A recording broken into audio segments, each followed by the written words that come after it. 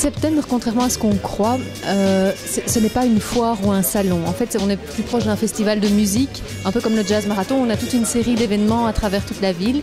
Donc des événements qui se trouvent dans des institutions importantes, des événements beaucoup plus intimes comme des visites d'ateliers de designers. Donc c'est un événement qui fédère toute une série d'initiatives un petit peu partout dans la ville.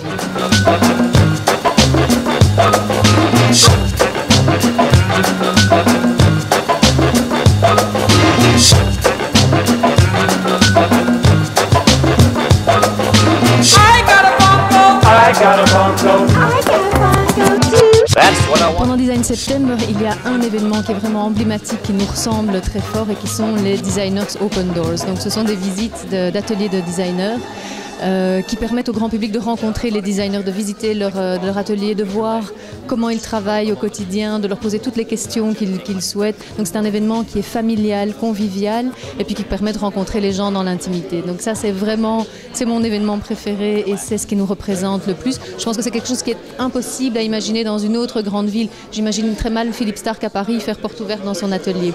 Et ça à Bruxelles c'est possible et on attend des grandes pointures que des jeunes qui commencent comme Matthias van de Waal par exemple.